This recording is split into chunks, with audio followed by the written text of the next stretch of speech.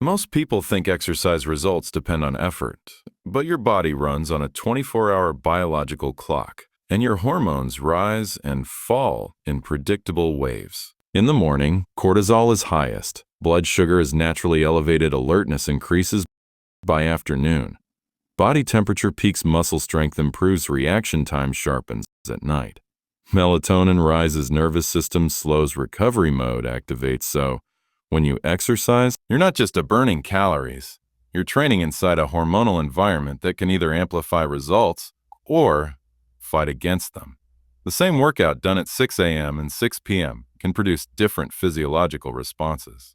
That's why timing isn't about convenience alone. It's about working with your biology, not against it. Early morning is when cortisol naturally peaks. Cortisol isn't bad. It's your wake-up hormone. It mobilizes energy, raises blood sugar, and increases alertness. When you train during this window, fat oxidation is often higher, especially fasted. Insulin levels are low. Adrenaline rises quickly. Mental clarity improves. That's why many people feel sharp after a morning workout. But here's the hidden layer. If you slept poorly, cortisol is already elevated. Add intense training, and you amplify stress hormones even more. Over time, this can increase fatigue, slow recovery, elevate baseline stress. Morning workouts are best for moderate intensity, fat-focused goals. People with solid sleep, worst for chronic stress, sleep-deprived individuals. Extremely high intensity daily training. Morning training can be powerful, but only if your recovery supports it. This is the most underrated training window. By late morning, your body has already moved past the cortisol spike. Stress hormones have stabilized. Blood sugar is more regulated. Core body temperature has started rising. And this matters more than most people realize. Body temperature isn't just about feeling warm. When it rises, muscles contract more efficiently. Nerve signals travel faster. Joint mobility improves. Power output increases. Studies consistently show that strength, endurance, and coordination begin climbing from late morning into early afternoon. This is what I call the stability window. Not extreme fat burning, not maximum testosterone surge, but biologically balanced. Hormone profile during this time. Cortisol, right arrow, moderate testosterone, right arrow, stable insulin sensitivity, right arrow, still relatively good nervous system, right arrow, alert, but not overstimulated. This means your body can handle heavier training without stacking excessive stress. Why this window is powerful. 1. You're fully awake neurologically. 2. Your spine is decompressed compared to early morning stiffness. 3. Injury risk is lower than very early sessions. 4. Recovery response is more proportional to effort. For people who want sustainable strength, gains balanced hormone response, less post-workout crash, midday training may quietly outperform morning sessions long term. But there's one more shift coming, and it's the one most people underestimate. If you were to design a time of day for maximum physical performance, it would look very similar to late afternoon. By this point, core body temperature is at its highest. Reaction time is fastest. Muscle elasticity improves. Pain tolerance increases. Coordination peaks. Higher body temperature improves enzyme activity inside muscle cells. That means faster energy production, stronger contractions, better force output. This is also when neuromuscular efficiency is strongest.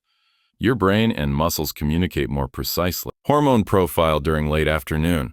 Cortisol, right arrow, lower than morning. Testosterone, right arrow, still supportive. Growth hormone response post. Workout, right arrow, strong adrenaline response. Right arrow, powerful but not chaotic. This combination makes late afternoon ideal for heavy lifting, sprint training, high intensity interval, skill-based athletic performance. Many strength records are set in this window for a reason. But there's a hidden catch. If intense training runs too close to bedtime, it can elevate heart rate and delay melatonin release, especially in sensitive individuals. Which brings us to the final question. When does exercise begin working against your recovery instead of enhancing it? At night, your body is shifting into a completely different biological mode. Melatonin begins rising. Core body temperature should gradually fall. The nervous system prepares for repair. This is when cellular recovery, memory consolidation, and muscle protein synthesis are prioritized. high-intensity exercise during this window can disrupt that transition. When you train late, adrenaline spikes, heart rate remains elevated longer, core temperature rises, cortisol can temporarily increase for some people. This delays sleep onset. For others, it reduces deep sleep quality, even if total sleep time seems unchanged. And deep sleep is when growth hormone peaks tissue repair, accelerates metabolic reset. A chronobiology researcher once noted, "The quality of recovery often determines the quality of adaptation." If late-night training compromises sleep, you may reduce the very benefits you're trying to gain. That doesn't mean all evening movement is harmful. Light stretching, mobility work, or low-intensity cardio can actually improve sleep for some individuals, but maximal effort lifting at 10:30 p.m. For most people, it competes with circadian biology. So where does that leave us? We've covered morning fat metabolism, midday stability, afternoon peak strength, and nighttime recovery disruption. Now we bring it together. There is no universal best time to exercise. There is only alignment or misalignment with your hormonal environment.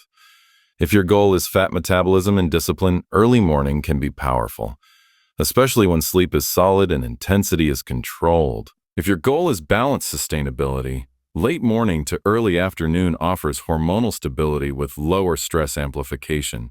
If your goal is maximum strength and muscle performance, late afternoon is biologically superior for most people. If your goal is recovery and longevity, protecting sleep is non-negotiable, which means avoiding high-intensity sessions too close to bedtime. The deeper truth is this: exercise adaptation is not just about the workout, it's about the hormonal state you train inside. Train during high cortisol without recovery, right arrow, you accumulate stress. Train during peak neuromuscular readiness, you amplify performance. Train late and disrupt melatonin, you weaken recovery. A performance physiologist once summarized it simply: the body adapts best when stress and recovery are rhythmically aligned. Your circadian rhythm is not a suggestion, it's a biological schedule. And when exercise timing respects that schedule, results compound. When it fights it, fatigue compounds. So the real question isn't, when is the best time to exercise? It's, what is my body hormonally prepared to do right now?